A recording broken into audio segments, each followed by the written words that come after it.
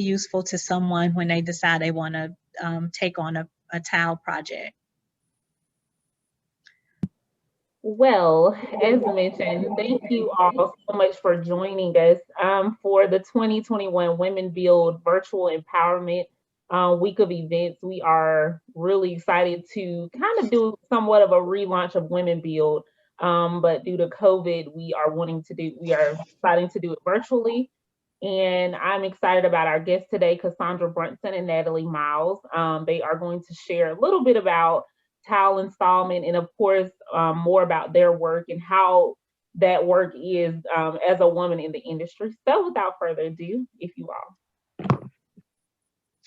Hello, and thank you, Meredith, Willette, Natalie. Thank you all for attending. And I've already explained to everyone here about why my eyes keep going up and down. My screen is on the top, mounted on the wall, and my computer is on the desk. So I just wanted to get that out of the way because it's going to look strange as I'm going through. But again, thank you for attending. Thank you, Habitat for Humanity, and Ms. Brittany Laurie and her team for organizing a dynamic event that's inspiring women who believe that everyone deserves a safe and affordable housing and providing me with the opportunity yet again to serve my community. We'll hear more about me and serving my community later. Today we are joined by Natalie Miles. She is also a phenomenal woman. She is a senior designer at Natalie Miles Design and a member of the Utah chapter NAHB, Professional Women in Building.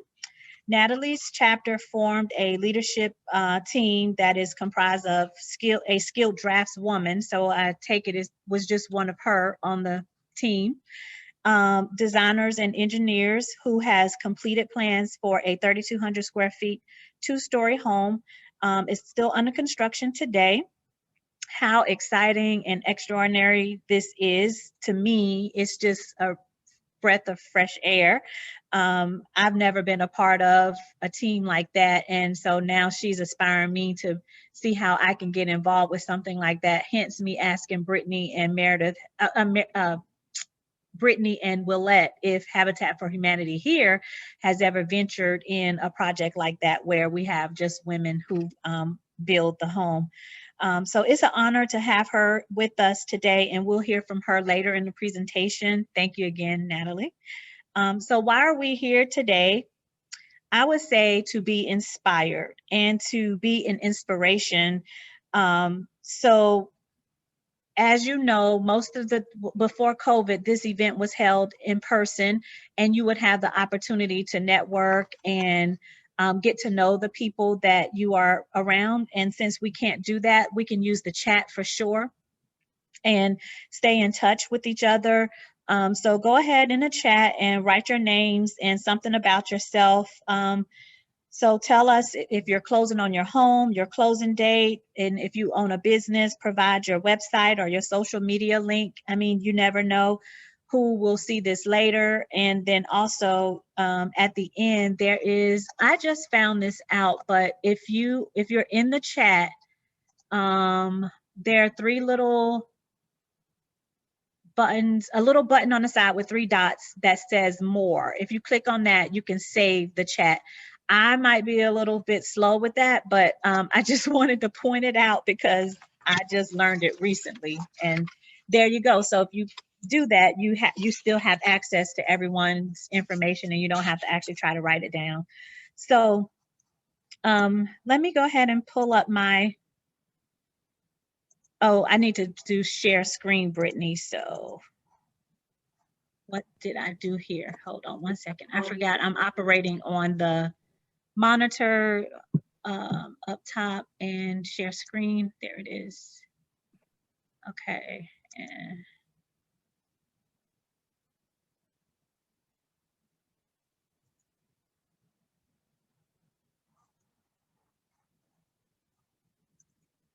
give me just a moment to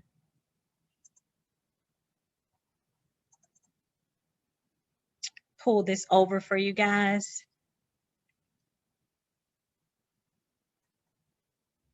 It's almost there. Okay, here we go. Are you guys seeing the screen now? Can you guys see the screen? See my screen? Okay, I'm gonna just put it in present mode. Okay, so here we go.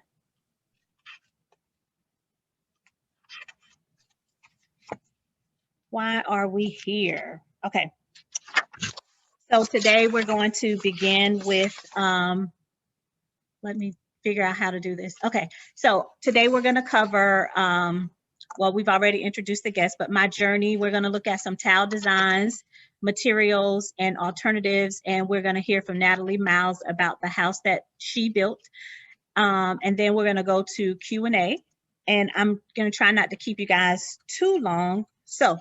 Hey, Cassandra, real quick, you might need to flip through your screens because I don't think that we see your presentation. Oh, no? No, we just see like your folder from Canva. So you might need to just make sure your right screen is on your share screen. Okay. All right. Thank you. Thank you. Thank you. Okay.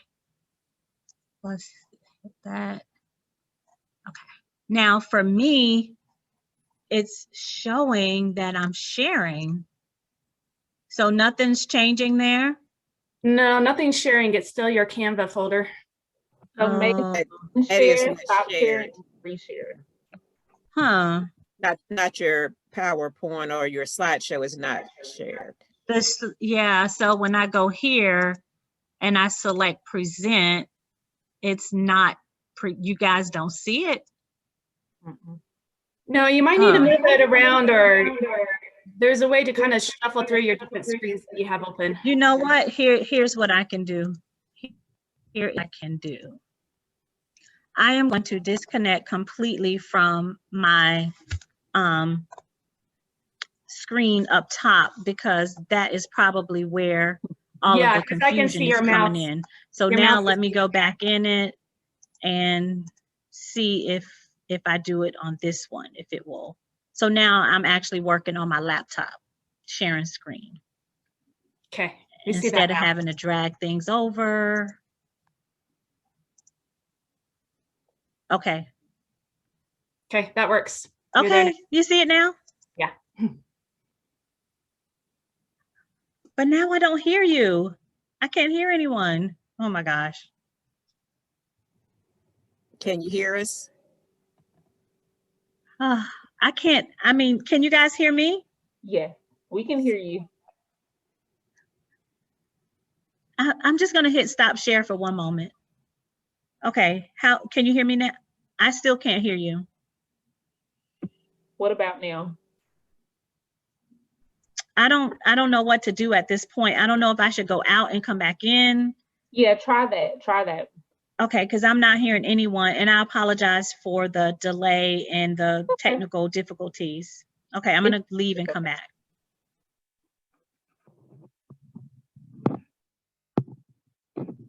So Natalie, while she's getting herself together, if you would just share a little bit about how you even started in this industry. Yeah, I can do that while we're waiting. I kind of got into what I'm doing in the unconventional route. I tell people I went to the School of Hard Knocks because after I graduated high school, I went to college for 1 year and then got married young and had babies and never made it back. And so what I did, it kind of snowballed for me, how I got into construction. I started out owning a home staging business with my sister-in-law when people were selling their homes, and we would, decorate them for them. But we started our company in the middle of a recession, which is very smart. But the thing is that we ended up having a lot of repeat clients because there were so many foreclosures. And there were so many guys that were investing in buying foreclosed homes, fixing them up and selling them, and so that's kind of where I started to get into things, is that I got comfortable with these guys and started suggesting colors and tile to them because they didn't think they were doing a great job of what they were doing. And so from there, it kind of snowballed. I eventually sold off my home staging business and started doing design, and just took it upon me to learn as much as possible, went to continuing education classes, and I just yeah, it just kind of snowballed from there. But I will tell you more because now we have Cassandra back on. But yeah, that's kind of my background, is just learning and working until I got to where I'm at. So yeah. That's awesome. Yeah, I look forward to hearing more about that, because Yeah. sometimes it's kind of what we kind of grow into. It didn't mean to happen, but Yeah. we started to kind of flourish in our skill and our insight. So Yep, yeah, we will hear exactly. more about that. Yep.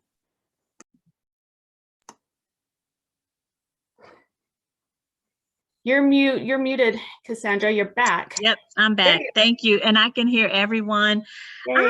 Again, I apologize. You know, Brittany has met my husband, right? And he's not here. And he said, "Are you sure you don't need me to be there?" I was like, "I'm sure. I got it.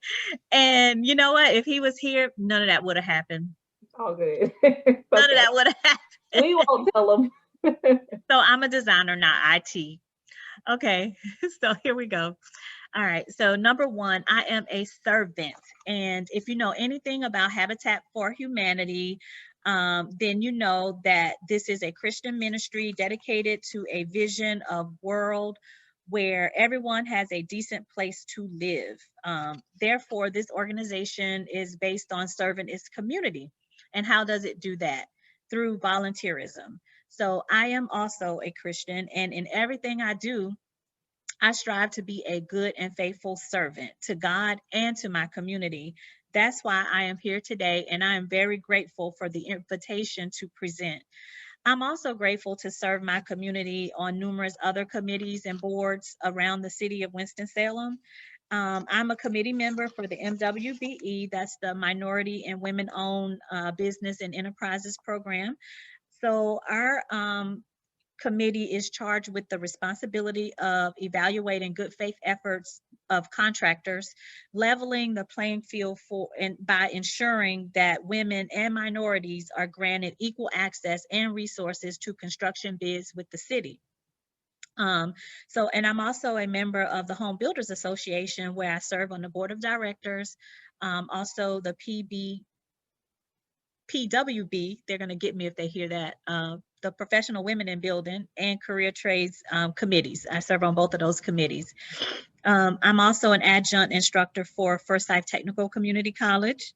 And I'm a volunteer, thanks to Brittany, with the Habitat for Humanity, teaching classes on home styling and maintenance through the education and training program. So I've got some experience here with Habitat for Humanity, and I'm very fortunate for that.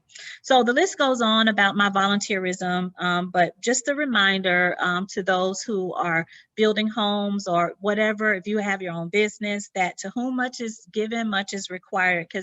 And that's scripture, that's from Luke 12:48. And I know it sounds cliche-ish, but it really is. So be good stewards over the blessings that God has bestowed upon you. I am also a wife of 24 years to Corey Brunson, who has been just instrumental in everything that I do in my life, from having kids, of course, to my business. And I'll talk about him in that more later.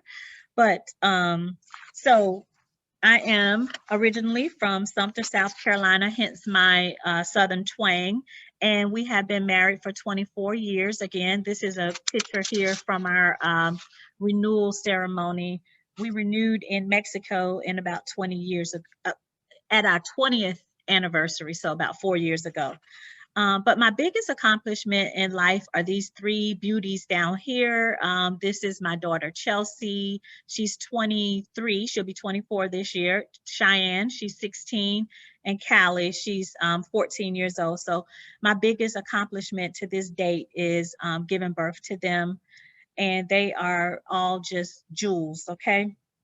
Again, I'm an educator with, formerly with Forsyth Tech and currently with Forsyth Tech, and entrepreneur. I am the president and principal designer at Design Plus by Cassandra Michelle. And let me tell you, that was a hustle in itself, okay? Hustle, there's actually a definition for that slang term. It is to have the courage, confidence, self-belief, and self-determination to go out there and work it out until you find the opportunities you want in life.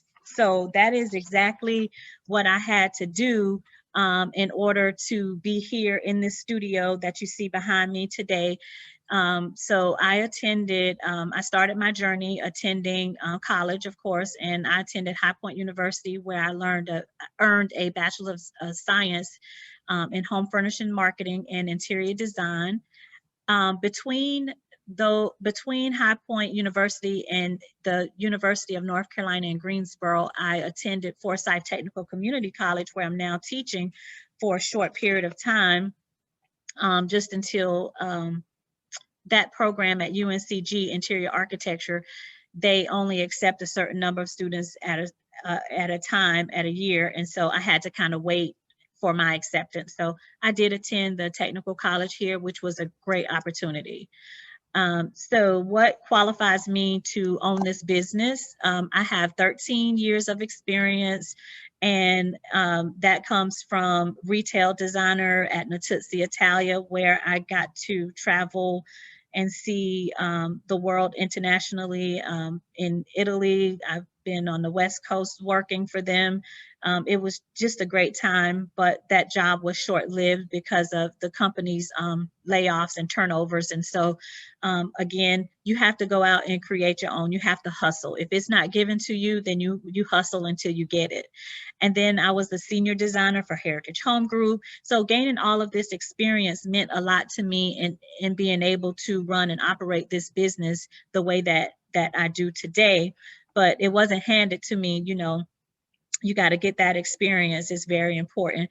If you've ever heard of High Point Furniture Market, and it's owned and operated by a company called International Marketing Centers that are in High Point and Las Vegas. So I worked for them for a while as a tenant improvement specialist. And that's where if a manufacturer of furniture wanted to showcase their product for market, then I would help them go in their showroom and get it prepared and set up for market. And so all of that led me to wanting to own my own business. All of those jobs faded and went away for one reason or another. And so here it brought me to how can I create something of my own? So one fateful day, I'm sitting at my computer and I saw the city of Winston-Salem growing and getting bigger. And if you live here, downtown was being revitalized. And I was like, you know what? I want to be there. I want to be a part of that. How can I be a part of that? And no one was knocking on my door saying, can you come and be a part of this? So I Googled some stuff and I ended up on the city's website. And I learned about a program that they called the Revitalization Loan Program. So even if you don't come from generations of wealth, and if you don't have any residual income at the end of the month, there's still a way. Look for grants and programs and scholarships that cater to your situation. And that's what I did. And when I found that program, there was $100,000 up for grabs to say, if you place your business in the heart of downtown Winston-Salem, we will give you this money. Well, not give you, but we will we will provide these funds for you, because you cannot walk in a bank as a startup and say, may I please have $100,000 to go chase my dreams? Not gonna happen. So the city of Winston-Salem knew that there were people like me who did not have capital or money to invest in a business. So we found a space in the area that they required us to, and this is the space that I'm in now. And it started out looking like this on the left, and I renovated everything. I was so proud to be able to. Natalie, you'll be proud of me for this too. I renovated this entire space. I mean, I didn't do the work, but I did the drawings and the plans, and they were all, and they had to go through approval through the city. So that meant building codes. And so this, again, all of this knowledge that I learned from other companies that seemed like they were dead ends, don't be complacent where God has placed you, because this means that other things are coming. If you are grateful for what He has put in front of you, there's more to come, but you got to remain faithful and grateful. Okay, so I actually started with this whole business idea in 2014. And we launched. And so I went through in 2014, the idea was planted in my head to have my own business. 2018, so that's 4 years later. That just tells you, don't rush things. It will happen in time. So that's the point of that.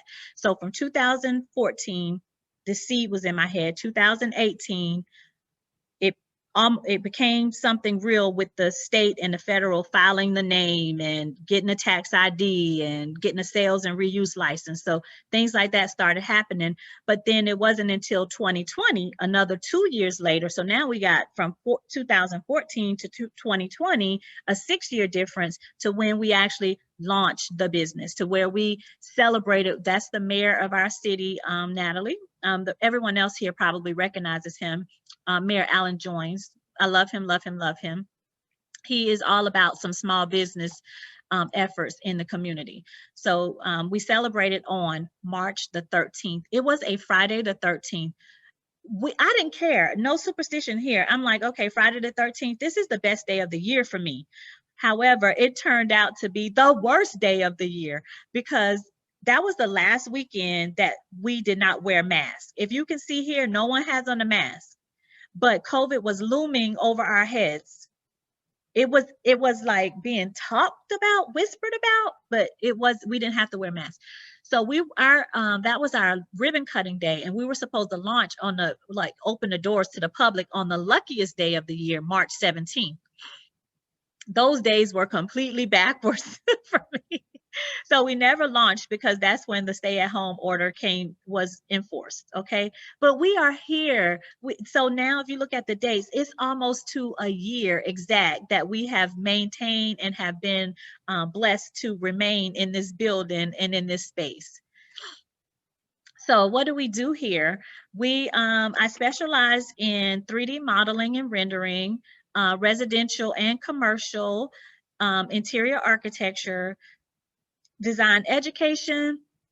And since COVID has happened, we opened the space so that we could cater to our customers in a space. But with COVID, that quickly had us repivoting our business plan and business ideas we do a lot of e-design work now, which is where the client does a little of the work by providing floor plans and drafts and to us digitally, and then we will then execute interior design services that way through email or Zoom.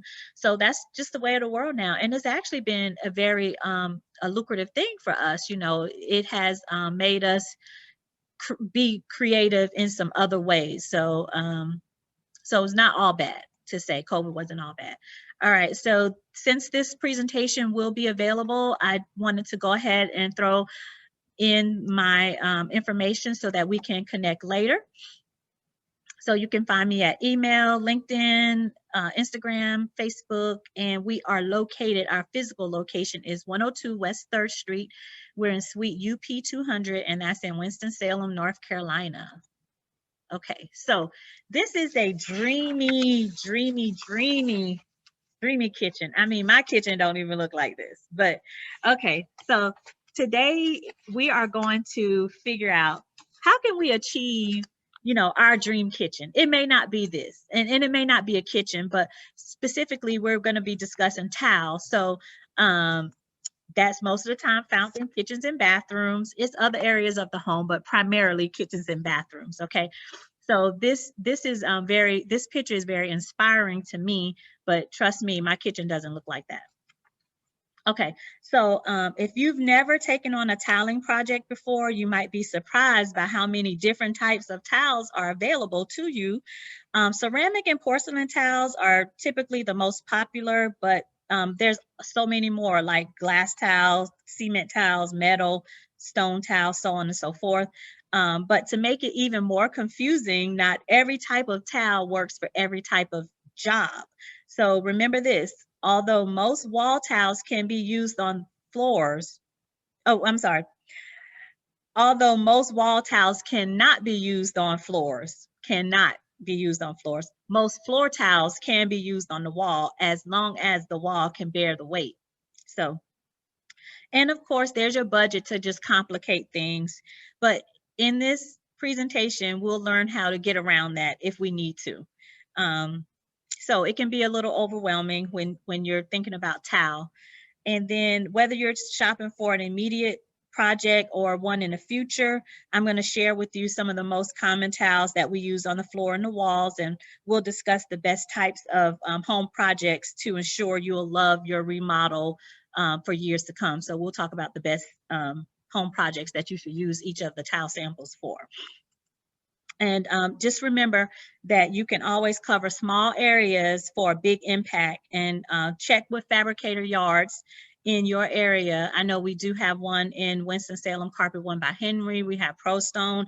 They usually have remnants of tiles, and that just means that you can get tile that has been discontinued or, discontinued or left over from another job. Okay, so without, let's just go on. So, oh, I'm sorry, nope. So let me go through the tiles. We have ceramic tile. I did have, see, I can't see, can you guys see that? So I'm gonna go through these different ones. And first, let me just show you this. I hate to be moving the board, but I actually inspiration board for you guys. Okay, great. Can you, oh, you see, you can't see that. You can only see the presentation right now, correct? Okay, so that's also not going to work, and I apologize. I have to just show them to you one by one. These are the challenges of not being in person. So a little bit about ceramic tile. And if you have seen my board, you would have seen how I coordinated it with other colors. So I guess I have to tell you that instead of show you that. Okay, so about ceramic tile, it's one of the most common types of tiles found in the home, and it is suitable for many applications. Its increased durability makes ceramic tile perfect for any room in the house, such as kitchens, bathrooms, and even entryways. It's easy to install and easy to clean. I guess Natalie might tell us about the easy to install a little later. It comes in hundreds of styles and can fit any design. It's at a great price point, and if you're looking for a renovation on a budget, this is one of the ways to go. We'll look at some other ways, but this is one of the ways to go. Okay. Then we have porcelain tile. Let me just find my porcelain sample.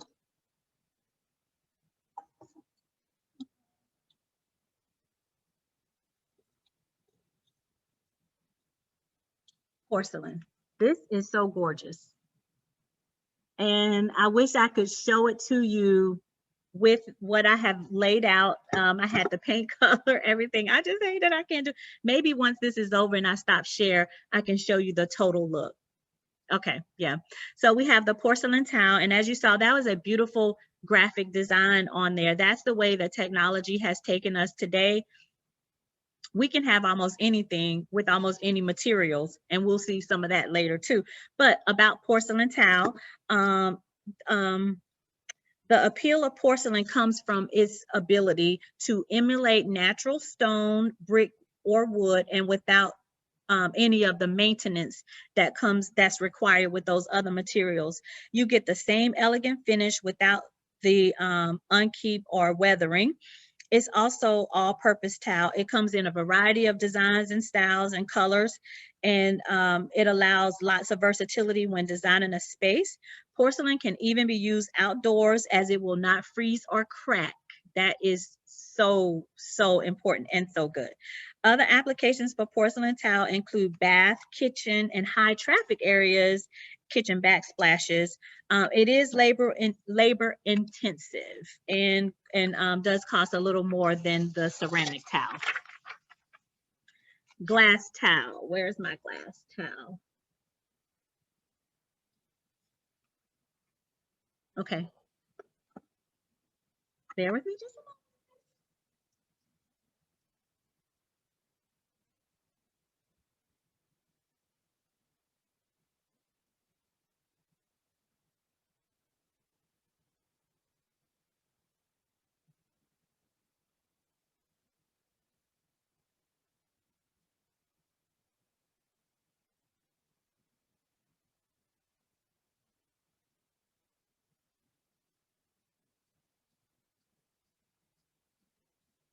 this is not the glass towel that I I had for you guys.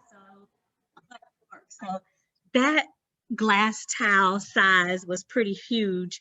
And you could think about that being applied in somewhere like on the shower wall. Okay, so when you think about all that cleanability, or well, let's say about this, you get less grout lines when you have bigger slabs of tile, and therefore that means less maintenance. So that's one attractive thing about having those larger sizes. But I did have smaller, like mosaic glass towel here to show you, and I just don't know what happened to it. Okay, but now back to some of the benefits or some the characteristics of glass towel. It is stain resistant. The stain resistance of glass makes it a fantastic alternative to natural stone. Red wine and any acidic foods like lemon or vinegar are wiped up with ease without any permanent staining, unlike some of the other towels that we'll talk about or that we know of. This type of towel also offers a clean and minimalistic aesthetic. So designers love it. I know I do. If we're working with clients who are not like over the top and they don't want to be bold, it's a very nice, and it's trending. It's still trending, and I think it's going to be around for a while. And if not, it'll recycle, it'll come back later. Potential drawback is that glass will of course chip easily and along the edges. So I recommend not using glass towel in a high traffic area like kitchens and bathroom floors, especially. Instead, use them in smaller applications with less traction, such as gently used tabletops or desks around the fireplace or as a backsplash. Okay. And it is easy to clean, but it is difficult and expensive to install. Cement towel.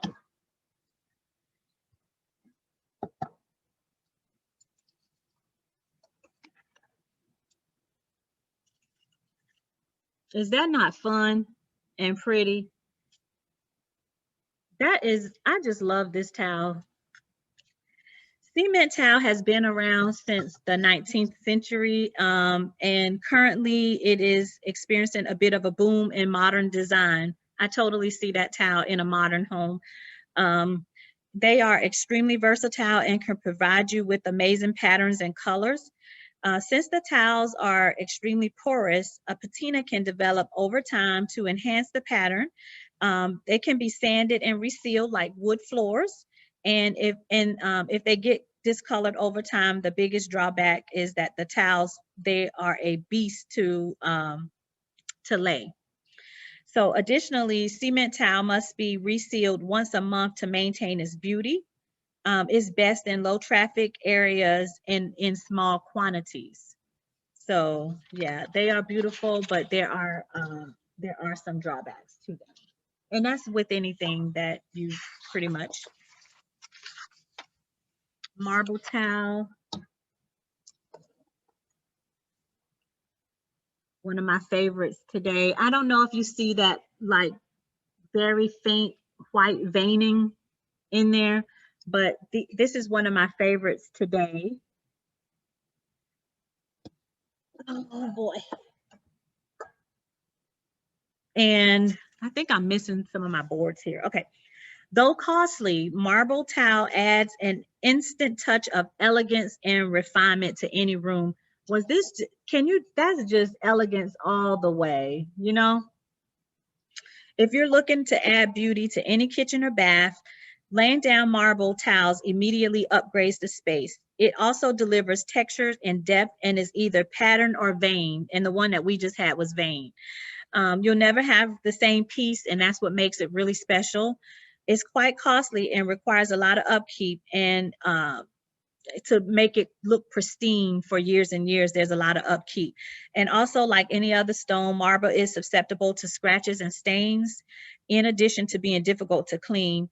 Many homeowners avoid using marble on countertops and instead add marble to a decorative features such as shower floors, columns, and backsplashes. Now, one thing about marble, we're not going to get gloss marbles on bathroom shower floors, we're gonna use honed or, you know, yeah, not non-polished on the bathroom floor. So I don't want anybody to think that I meant to put this shiny thing on your bathroom floor and you slip and fall and you say you heard it. Cassandra said it at the Habitat for Humanity class.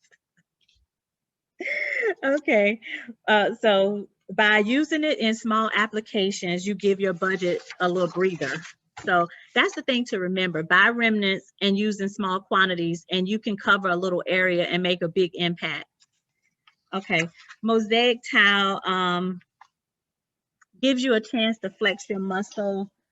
Oh, I really need my assistant here because the Mosaic Tile is not over here. But what I'm gonna do is, instead of me running back and forth, I'm gonna at the end I'll go grab a Mosaic Tile. But it's like the decorative tile that you place in addition to something else, or you can do a mosaic on the in the bathroom. People do them in their niches.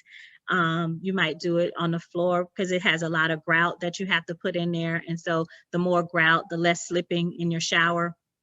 Okay, so Mosaic Tiles give you a chance to flex your creative interior design muscle, since it comes in so many different shapes and sizes, colors and styles, and even materials. Mosaic Tile work best on wall applications when with an accent is needed, such as the niche, the shower niche. So I recommend using it sparingly. Depending on the tile you choose, Mosaic can get dated really quickly. So now I'm seeing a lot of designers, when you say a Mosaic tile, if you think of a shower and you see that one special strip of decorative tile that runs across, maybe sometimes they do it vertical, they do it horizontal, but I'm seeing designers move away from that quickly because of the fact that it can date a home, a shower or a bathroom really quickly. Limestone, I do have my limestone sample, thank goodness, it's right here. Limestone is another type of natural stone to achieve a truly rustic field style with natural stone shades and variations. This is the type of tile you want to go with. So it can get a little rustic real quick because of the textures in it. It delivers, but it's very natural. So it delivers a natural appearance that's almost reminiscent of ancient architecture and design. It's durable but soft. So limestone is also easy to shape and cut for specific patterns and placements. And it is porous. So, you know, it breathes, it has holes, it breathes. And so it's going to collect stains. And if you spill something on it, it's going to get damaged. In order to ensure it lasts a long time, it must be sealed properly to prevent this. Otherwise, it will crack easy, and cleaning the limestone can be a pain. So there's quite a few drawbacks to that. To avoid ruining the stone, homeowners need to use natural pH cleaning agents and to avoid citrus and vinegar-based products. So yeah, there's a lot to consider when thinking about that stone. The rich appearance and the variety of colors and size make it a great option for any space, especially outdoors. So and that's where I recommend using it, like on a patio to finish a look there. Many few places in the home. Okay, metal. How gorgeous is that? I love that anthracite color. It's so beautiful. So metal countertops, we're not really countertops, but that's for like a backsplash. Okay. Metal is superior, durable and chic, and it can make a kitchen look modern really quickly. So although the cost for this type of tile is usually similar in pricing to natural stone, it will certainly withstand the test of time in both look and function. The primary consideration with metal tile is that it tends to scratch, and almost as soon as it's being installed. So it can be a pain. And with me, I don't like to see fingerprints. So if someone touched it and there's a fingerprint on it, I'm gonna go wiping. So it's beautiful, but there's some drawbacks to that too. So it works great on like work surfaces and a kitchen bar or a utility room, but I would not recommend it for baths, depending on the climate, nor outdoor use, because you can imagine metal will get hot. And if you touch it, burn you if it's cold. So no outdoor use. All right, so that was my spiel on different types of tile that you can use in the application and where to use them, some of their benefits in relations to others. And now let's talk about some alternatives. Okay, so when we think about tile alternatives, we have vinyl wallpaper, wood planks, laminate flooring. Did you ever thought? Beadboard and paint, and even peel and stick. Okay, it's not a bad word. Okay, so vinyl tile, as you can see on the illustration here, there are many, many benefits to it. You may not think that it goes hand in hand in a kitchen. However, it could be your friend, really. Whether you opt for a floral or a geometric or a speckled pattern, wallpaper can serve as the basis for an exceptionally clever and inexpensive backsplash. Simple to assemble. There are endless possibilities of colors and patterns, as we can see here. It is beautiful. I mean, it functions very well, and it is very durable. It is UV resistance, it's eco-friendly. If you just have to look for the ones that are. It's thin, heat resistance, and water resistance, number one thing, and scratch resistance. So almost all of the tile that we spoke about previously, we had to worry about it being scratched and the maintenance on it and sealing it. You don't have to worry about anything with that. Okay. Wood planks. So Joanna Gaines and what's her husband's name? Chip. Yeah, Joanna Gaines and Chip have all gotten us to be a little shiplap crazy, and the farmhouse. And honestly, I still love it. Like, I wouldn't, it's not my style, but I appreciate it. As a designer, you have to learn to do that. You can't just hone in on your style and block out everything else. So if my client wants farmhouse, I definitely know how to deliver and what materials to use. Okay, and so now you're going to see a couple other examples here that's going to look like that, and maybe you'll think that that's my style. It really isn't. I'm from the country. I'm from South Carolina, but it just happens, Okay, so now back on topic. Wood planks. If you're trying to cover up an unfortunate texture wall without going broke, or you just want to infuse a kitchen with some old school charm, rustic charm, farmhouse charm, plank backsplash is the way that you want to go. It's easy and inexpensive. It will create a crisp looking backsplash. I recommend using what they call Luan plywood. It comes in about 1/8 to 1/4 of an inch. It's tropical hardwood panel. It remains really soft so that you can cut it with a utility knife. It is dense and stiff and has high bending strength. So it makes it nice. You can cut it easily. You can attach it to the wall using construction adhesive and some waterproof caulk. And then some semi-gloss paint if you want to change the color of it, and you've got yourself a whole new showstopper in your house. It looks really good. Okay, now you can do the same thing with laminate flooring. Whoever thought we could do that, right? So, and then look how they applied the laminate flooring to a countertop. So there are so many like tricks and ways to get those looks at a low budget, So laminate flooring, and they're trending right now, like Christmas backdrops. People are behind panel or plank walls. You see it everywhere.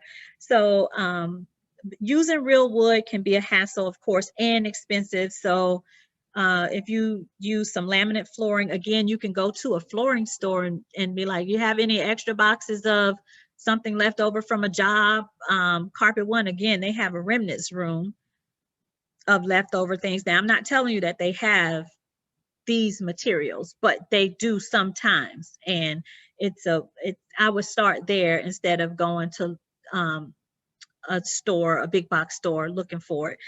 And so it gives it, this flooring can give your home a modern look, depending on what color you use, how much wood grain is in the planks, or a homey look, a warm, cozy look. So just think about what style you are. In all of these looks and options that you have, you want to make sure that your personality is coming through and that the style of your home is being carried through. So this is a less expensive look to have versus tile or real wood, and it's really easy to install. The flooring, you can cut it and fit it right into the space and install it. Okay. Basic beadboard, you want to is another expensive way to do things. This powder blue here looks a little cottage and beachy to me, but it's also an accessible material that will give your kitchen a clean, bright look. Again, here is a green one. You can paint it if you want to, and the white one just keeps it clean and crisp.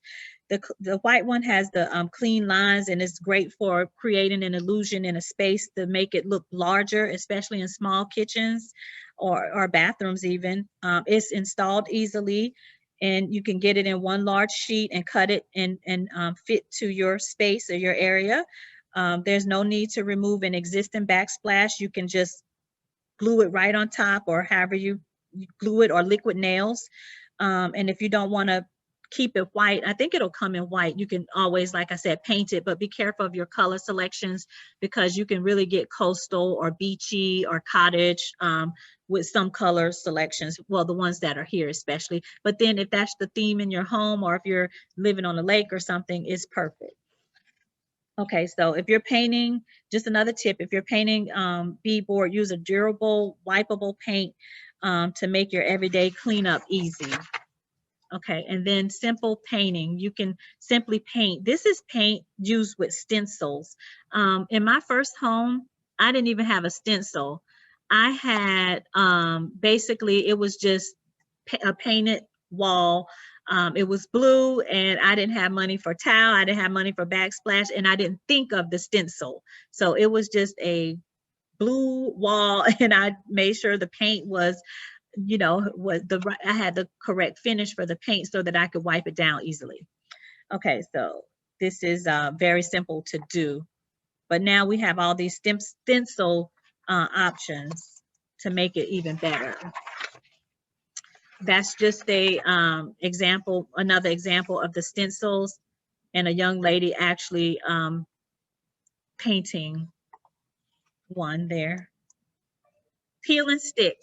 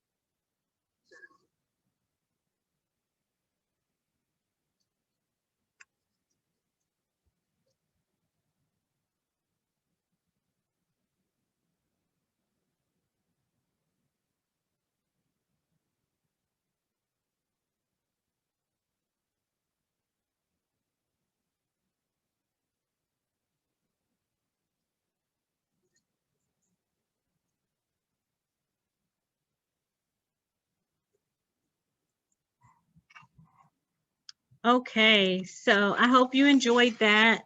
I thank you for your attention. In conclusion, just remember the very first thing that you need to keep in mind is your lifestyle. This alone will dictate what's most suitable material for you when you're working on a tile project. And then from there, you can work out what you want it to look like. That way you get something that looks great and is functional. Remember, there are always alternatives when the goal is to be budget conscious. Without further ado, I am so ecstatic to present to you Natalie Miles, who lives and breathes the mission of Women Build Week, which is to empower women and help families build strength, stability, and independence, to provide opportunities for hands-on learning so that women can succeed in changing their communities. Women Build is not about excluding men, it's about empowering women so that they can learn construction skills in a more supportive environment. Natalie. Thank you so much, Cassandra. That was so enjoyable to hear your story, and you're definitely an inspiration to me and others. And I really enjoyed hearing you talk about your hustle, especially, me too. Like, I mean, that's it. You've got to hustle, and you're a woman that's definitely put her hustle in to get what you want and to be able to be successful as a woman. So thank you so much for sharing your story with us. Thank you. I'm going to go ahead and share my screen here. I am just. Okay, can you guys just confirm that you can see mine? Yes. Okay, perfect. Okay, so I'm here representing the house that she built. Cassandra has been following us. We've had a pretty good presence online and in the media. NAHB has been a huge supporter of us. We are members of NAHB. We're members of the Utah chapter of PWB. Let's see. I'll just tell a little bit about me. My name is Natalie Miles. I was telling Cassandra while you were logging on and off there real quick, I came into this world the non-conventional way. I grew up in a small town. I grew up in a blue collar family. My dad has always been in construction. He's into plumbing. He's an HVAC technician. My brothers all went into HVAC. And actually one of my first jobs in high school is my brother and we went and worked on a job with my dad, and we installed HVAC as one of my first jobs. And coming from that background, I've always been really comfortable being in construction. I've spent lots of times when I'm sure I was just a pain in my mom's neck, and she sent me to the shop with my dad and my grandpa and my uncles. And I never just like sitting on the stool and playing with pieces of sheet metal and tools and just kind of learning to talk shop and hang out with the boys. And I definitely am tomboy. I've always enjoyed sports. I've enjoyed the outdoors. I enjoy getting a little mud on my hands and on my feet. I don't necessarily fit the role of a traditional girl that likes to be dressed up and pampered all the time. That's just not me. And so to find myself back into the construction world, I couldn't be happier. As I said before, I started out as just staging homes for people. And I started catching on to kind of design elements and colors and what I thought looked good and what didn't. And during the recession, I was doing a lot of this for people that were flipping homes and foreclosed homes. And I really got comfortable in it, to the point they were like, hey, I like your suggestions. Can you put together a package for me? I'll pay you for it. And I'm going to use this for my homes for the next 6 months. And then I'll pay you to put together another package. It's like, wow, I'm having a lot of fun with this. And now you're going to pay me to do it too, And so I just started taking it upon myself to learn about that. And I would go to continuing education classes at different showrooms, like Ferguson's Plumbing Supply, different tile stores, and, kind of learning everything I could about it. And during this time, it was a recession, and we had a lot of custom home builders here in Utah that were trying to stay in it by flipping homes. But as we're coming out of the recession, then the home builders took me with them. They liked my style, they liked my personality, they liked how comfortable I was on a job scene. And so I went from flipping homes to doing spec homes for builders. And at the same time, I'm learning. And the biggest thing for me is if I don't know something, I'm going to go learn how to do it, or I'm going to ask questions about how to do it. And so I kind of was able to build up my relationships and on the job sites with different electricians and plumbers, because they knew that I was teachable and I was always welcome to learn new information. There was one year with a specific builder, and he was building a home in the Parade of Homes, and I'm still learning at this point. And I asked him, I said, hey, how would you feel about me doing your parade home? And he said, you know what? One time somebody took a chance on me, I'm willing to take a chance on you. And so he let me be the designer for the parade home. And that year we swept the awards in the Parade of Homes. We won every award we possibly could for the Parade of Homes. And from that point, I just became addicted to just being part of the construction process. I love, as a designer, I love being able to spec out your plumbing fixtures, your tile, your flooring, design the exterior, and just see that plot of land from the ground up come into this amazing, beautiful, beautiful building. And so I've worked with I've worked on my own for a few years with different builders, building different homes, and being mostly custom built homes. I went and worked for an exteriors company for a while as their in-house designer, and I specialized in exterior design, and I learned a lot about products and how to install products during that time with them. And then as I've been working on this house that she built, and this next slide, I'll tell you a little bit more about the house that she built. I've been so inspired about these women that are general contractors, and I love being on the job so much that just this year I took a leap of faith, and I was like, I'm ready to just jump out there and be on the job sites again. And I quit my job, and I was immediately hired by this big developer here in Utah as their project manager and designer. And so now I get I get the best of all the worlds. I get to work on the design side of things, but then I get to work on the job sites, and I get to build beautiful, beautiful homes. And so that's just a little about me and my story to where I'm at. I'm actually have goals this year. As soon as I have time set aside for it, I am going to get my general contractor's license. That's just a notch in my belt that I want, and I would just feel complete with that. Okay, so who are we with the house that she built? If you're not familiar, we are the Professional Women Building Affiliate chapter here in Utah. We're part of the National Association of Home Builders. And we're here to support, to lift up, to just be a beacon to other women that are in the industry. There are not a lot of women in construction. I've spent many, many years all by myself on job sites and hardly running into a woman at all. You see them more in designers, architects, and that side of things, but on a job site, you don't see them. And so we're here to represent women. We want to showcase women in construction, and we want to inspire younger generations to come into construction trades.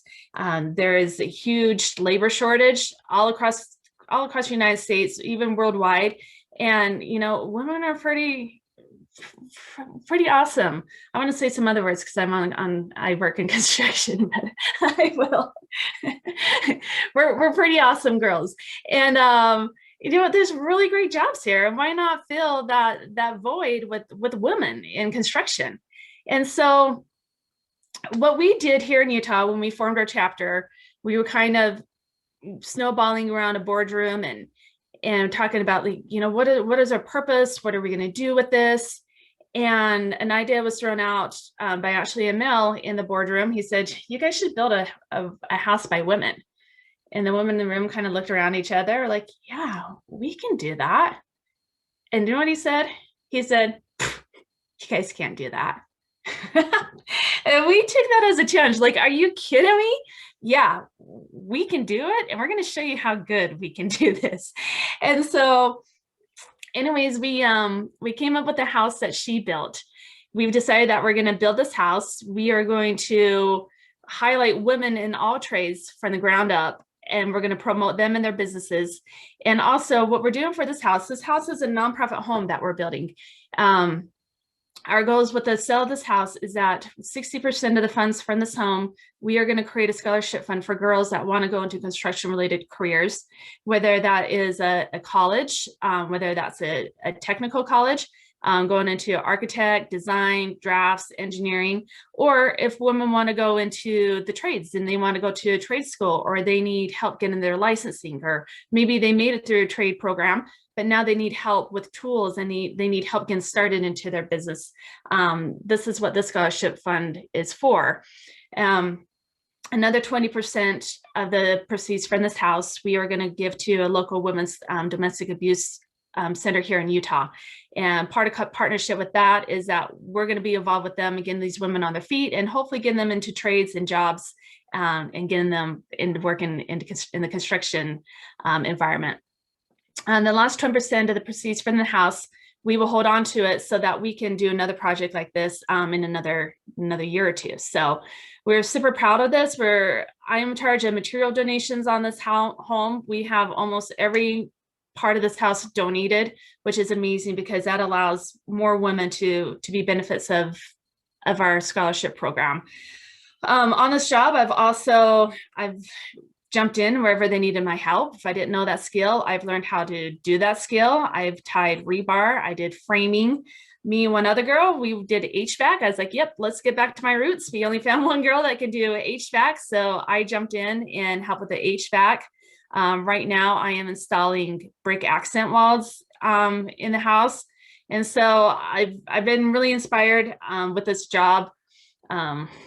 It's a job that I don't get paid for because it's nonprofit, but I've been really inspired by the women on this job and how much they have taught me. And as Cassandra said earlier, you know, the men in the industry too, we've been very grateful for the men in the industry because we have become across different areas of the build where we can't find women laborers for. They don't exist. We've looked all over the nation for different women, and we've had men that have come in and have taught us how to do something new that we didn't know how to do. So we are grateful for the men. We're not out here to say that men aren't good at what they do and that they're not useful, because they definitely are, and we appreciate to them. But it's been an amazing process to be a part of this build and to meet amazing women in the industry. So and I can talk more about the house that she built at the end if you guys have any questions or want to talk more about that. I can talk about the house that she built for days. I love it. I'm so passionate about it. But anyways, we want to talk later about that. We can do that later. I'm gonna piggyback on what Cassandra was talking about and give you a little tile 101. I am not a professional tile installer. I can do it. I'd rather leave it to the professionals to do it, but I do know enough to give you some tips here and share with you some of our experiences with tile, particularly on the house that she built. The number one thing that you need to do with tile and to remember is always make sure you have a clean surface, you have a flat surface, and that you prepare that surface. We use a Schluter Curdy board system for our waterproofing and for our base layers. The Curdy board is what's going to help that mortar adhere to your tile, and that's going to help. What's nice about the Curdy board also is that it's all in grids there, and that makes it really easy for you to keep a straight line when you're installing your tile. So when you're about to lay down your tile, what you want to do is you want to find the center of your wall, your center of your floor, and you want to work from your center and work out from there. And so then your cut ends are going to be on the ends of your room, of your wall, and not just when you don't want to walk in the door and all your cut ends are there. That's going to look really, really silly if it's all offset from the time that you walk in the room. So you want to find that center of your wall. And what you're going to do, you're going to take your tile and you're going to all lay it out as if it's going to be on that wall right there, and make sure that you're allowing for your mortar lines. And so once you find that center point and how you want to lay out that pattern, how that tile is going to look, what you're going to do is trace that center tile, and then that's going to be your center point. I'm going to play This is Abby. I want you to meet Abby. She's a tile layer that came out to Utah from Oregon. She came and spent about 2 weeks with us to lay tile for us. And so when you mix your mortar is super, super important. Your substrate is so important. And you're probably wondering why I have a little bottle of mayonnaise down there in the corner.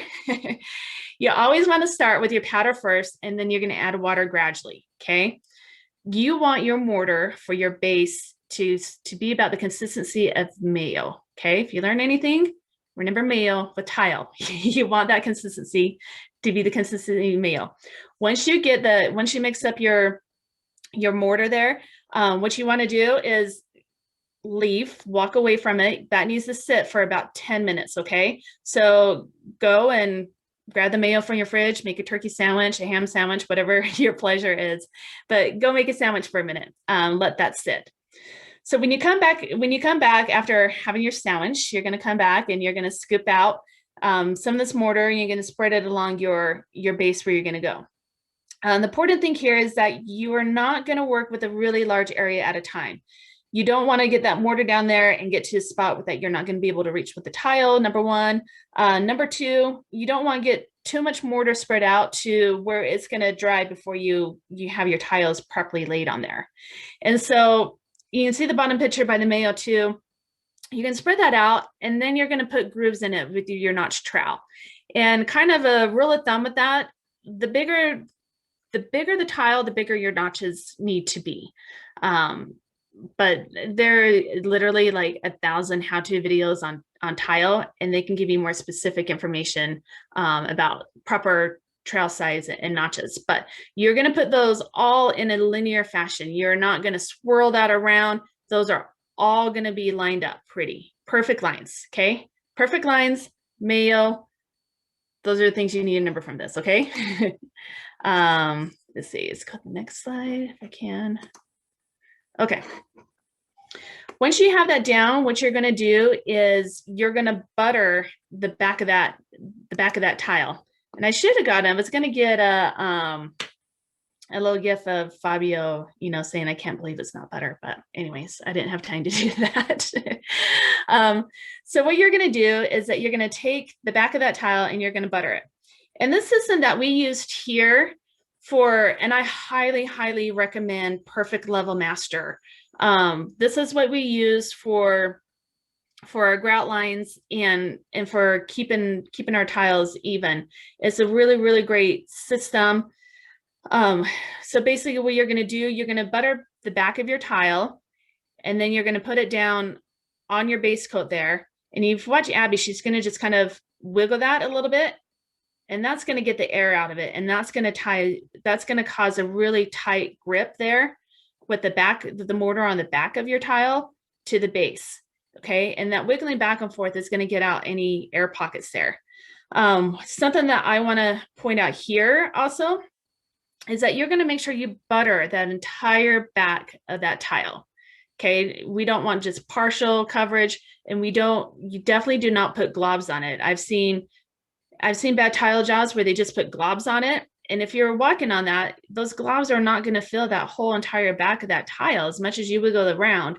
And once you get walking on that, high heels or different things, then those are going to be areas that are going to crack. So you want to butter that entire thing, rub it in there, put your spacers in there, create that seal.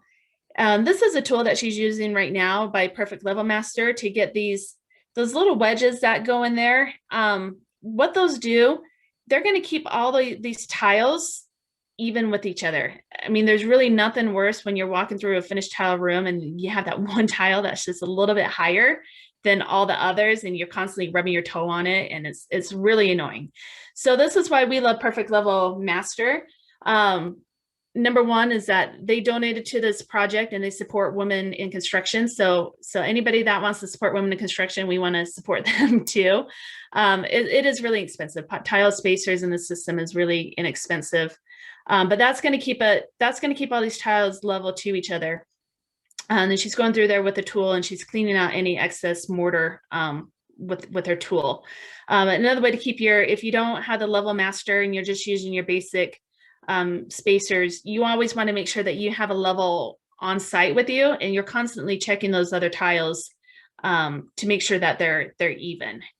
You can ruin a tile job really easy by just not making sure that everything is level.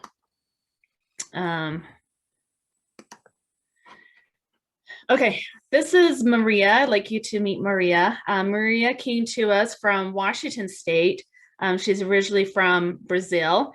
And it's kind of funny how she got into tile is that her and her husband bought a place and they're remodeling, and she learned how to do tile, and she loved it. She's like, you know what? I guess I want to do this now. And so Maria was a sweetheart. She came out for about 2 weeks as well and worked on her job. This is just a cute little video. 3, 2, 1, level up, level up, level up, level up, level up.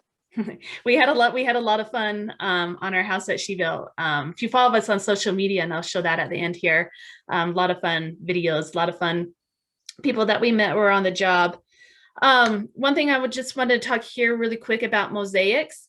You can see Abby on that bottom left. She did a shower floor in mosaic. Most shower floors are done in mosaic because there is you have to be angled down to the drain, and that's harder when you have a larger format tile to get that to angle down to your drain. So most people will use the mosaic, and with the mosaic, kind of like the pill and stick that Cassandra was showing earlier, is that it's more like a puzzle piece, and you just want those to fit nicely together and make sure that all your lines are together on that. That hardwood block picture that's there, that's just to show you that that's a good way to make sure that's all pushed down hard. Put that across your surface. That will help keep your surface even when you're installing a mosaic. It's just using a simple hardwood block, and once you have your sheets laid down, just rub that block over there, and that will get your bondage, and that also will keep your tiles even using that. 4, 3. There we go. Okay, let's go to now we're going to grout. Okay, so now we don't have mayo anymore. Now we have the peanut butter. This is the other thing that you're going to learn about.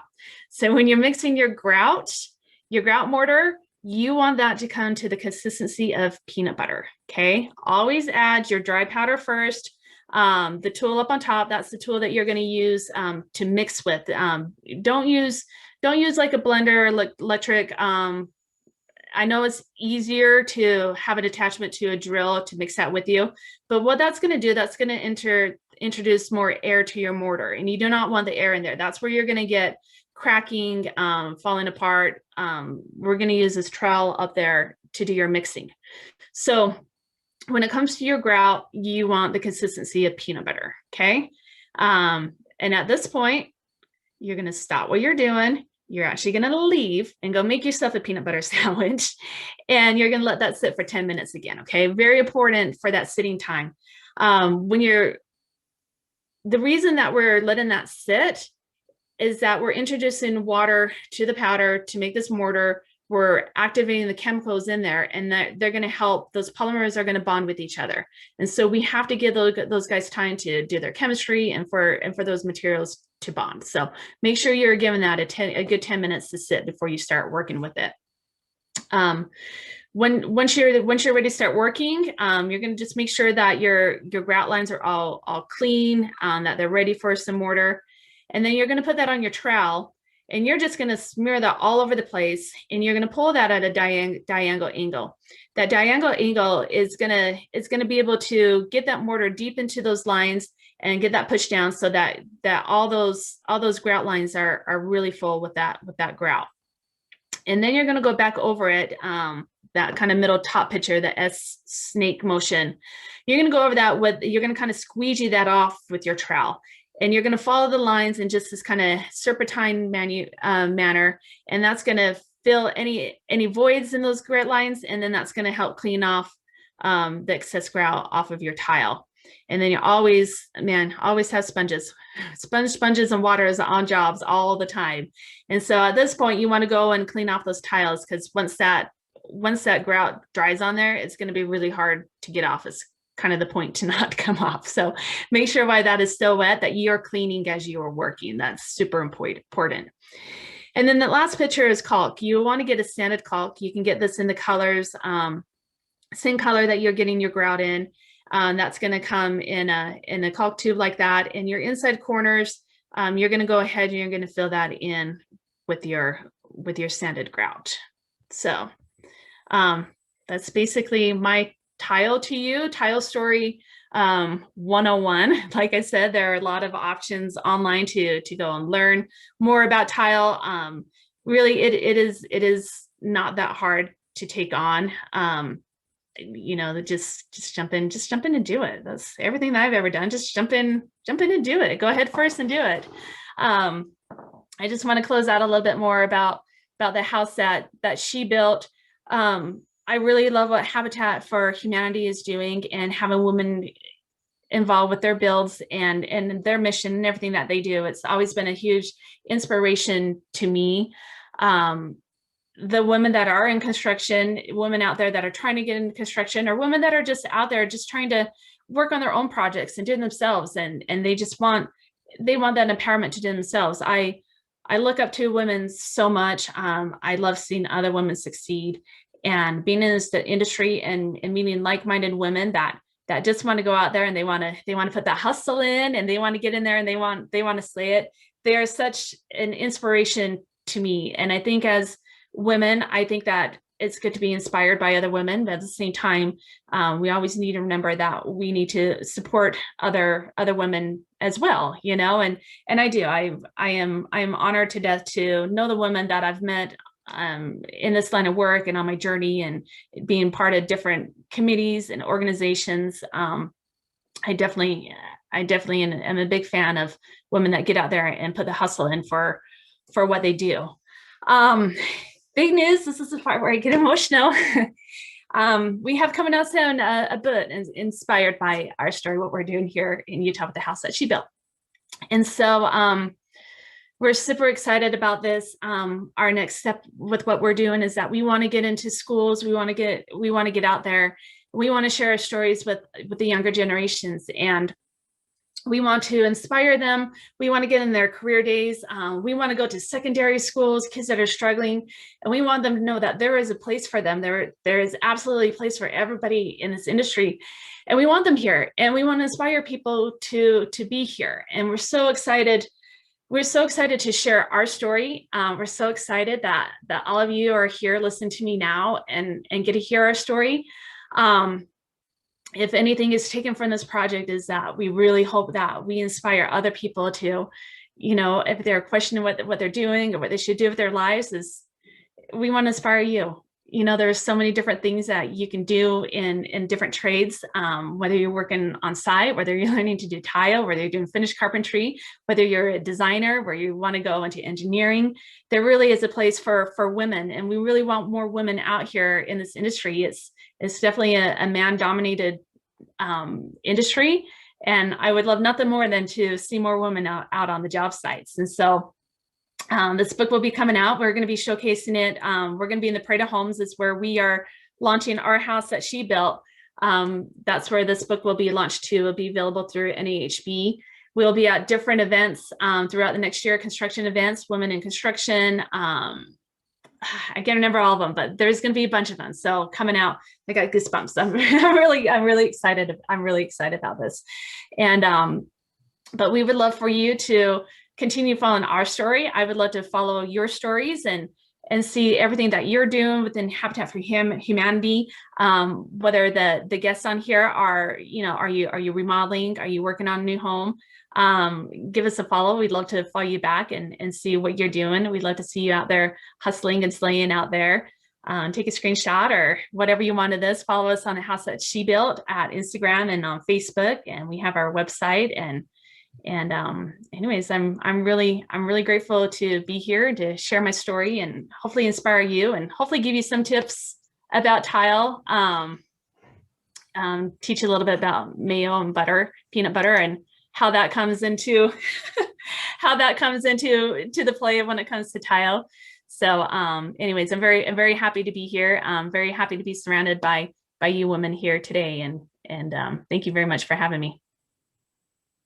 Wow, Thank thank you. you both. I'm kind of tearing up too because I'm thinking about my 3-year-old. My father was a brick mason, so I'm one of those. I grew up around the dusty construction sites and all of that. And now my 3-year-old is saying, "Mommy, I want to build a home. I want to build a building."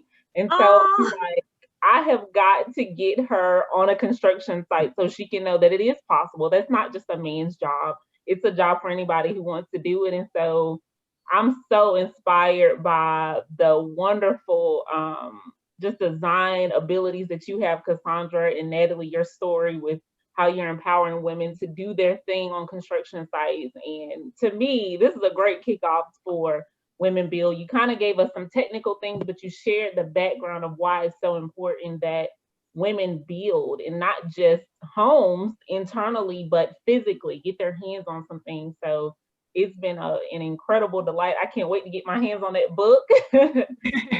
My daughter's library. I'm really excited about that. So thank you so much for sharing today. Thank you. yeah. Does anyone have Natalie's got me wanting to visit Utah. The pictures I- were gorgeous. And then also your home being in the parade of homes.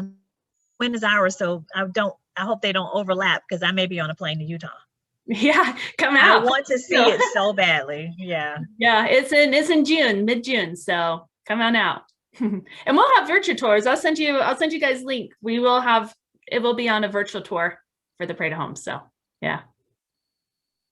Does anyone have any questions about anything?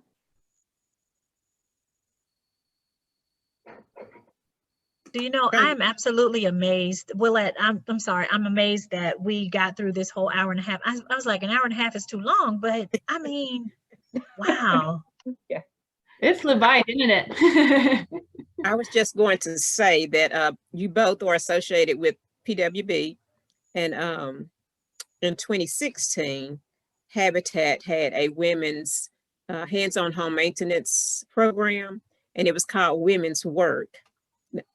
It was called Women's Work, and we had PWB partner with us, and they provided live coaches. They also assisted the instructors. They taught some of the classes, but they provided coaching to the women who attended. Like if they wanted to do a project in whatever we had, they could call and be hooked up with one-on-one with the coach that could help them through their project.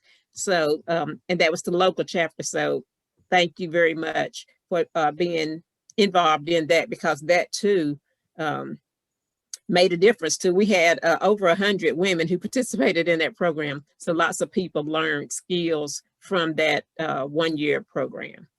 And I'm also interested in the book too. I mean, that we could use that in our, we could have it in our library. Right now, I work with Habitat's Youth Empowerment Program. And so that would be an awesome add to our library. Yeah, I'll absolutely make sure that you guys keep updated on and when we're going to have that book. It'll be available in June is what I've been told. So we'll make sure that's available to you. Thank you both. Can I ask Cassandra a question? Of course. Yeah. Sure. Okay, this is Meredith. I have some tiles that I got from Maya Angelou's house after she had passed, and they had they were selling all of the stuff. Yeah, I'm familiar with that. Yeah.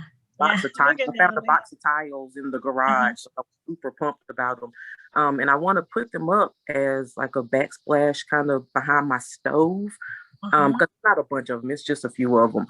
But is that a good place? Are they good as far as like if stuff splashes, is it easy to wipe off? Because they're ceramic tiles, so they're just yeah, I was gonna say it depends on what kind. Again, are they glazed? Do they have a glaze on yes. them? If they have a glaze on them, I would say yes. And then also you have to think about can they be cut easily? Like how large are they? Because they're small.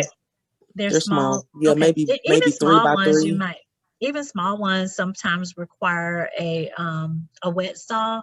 And I'll let maybe Natalie talk more about this because Natalie definitely have more experience on the installation side, and I have more experience on the style decor side. But my input to that is if they're glazed, they should be okay. And then you want to think about how labor intensive it is to get the edges to looking good. Natalie? Yeah, no, I second that. And yeah, I didn't talk about that in my presentation, but when you're cutting tile, just make sure that you're using a wet tile saw. And you can rent those really inexpensive. I mean, you can buy them inexpensively, but I would recommend renting a higher grade one from like your Home Depot or Lowe's or whatever like that. If you try to chisel that or just use like a handheld saw or whatnot, then that's going to crack the tile. So yeah, definitely make sure you use a wet tile. Wet saw. Yeah, wet saw. Yeah. Okay. Yep. Okay. Thank you. Yep. You're welcome. I do have a question. I know a lot of times I see people work with epoxy and even using unconventional materials. Like I know we've all seen the floors, they have the pennies or the countertops or what have you. So is that a normal thing in the industry to use epoxy, or is that just something that people kind of use? I would say it's not a normal thing. It's very, you really, especially with the epoxy, you really have to know what you're doing. It definitely is an art. I don't think it's something that just the everyday person, they'd have to be very ambitious to take on something like that. It is definitely hard and unconventional. Yeah, I've used epoxy only in one application, and that was on concrete. And it's like people use it like for commercial, some commercial jobs, but it's unconventional for a home project. I would say that, a residential project. Yeah. Yep. Any other questions? Oh, I do have, I'm sorry, because I was thinking about the different trends you were talking about, Cassandra, with the laminate flooring.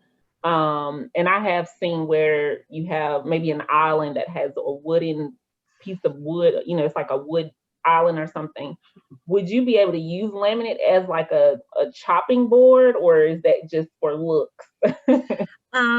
No, well, the laminate, I wouldn't cut anything directly on there. I would get a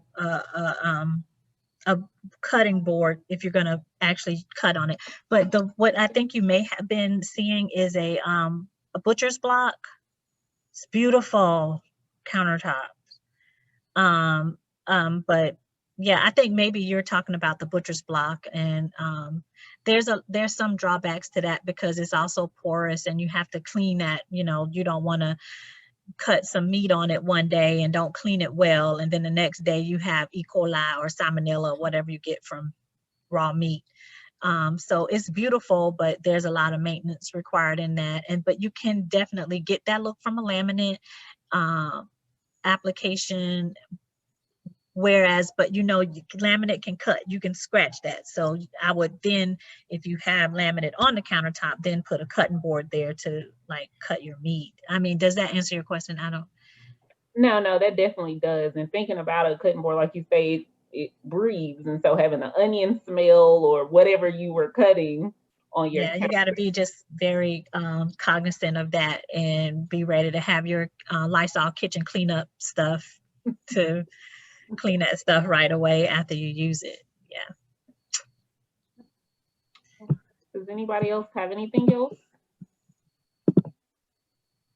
Well, if not, I will not hold you all. Thank you so much. And it is funny, we used all of our time. We did. I thought it was too much. I was like, no, an hour and a half. No, but yeah, so we learned something today. We learned a lot. It was well spent though. And again, thank you so much for the moderators. Thank you for everyone that came. And make sure to visit habitatforsites.org for our sessions for the remainder of the week. And I look forward to seeing you all soon. Thank you. Thank you so much for all of you. And thank you, Natalie. Thank you, Brittany, for having me. Bye. Have a good day. Thank you. Bye-bye. Thank you, Meredith. Bye-bye.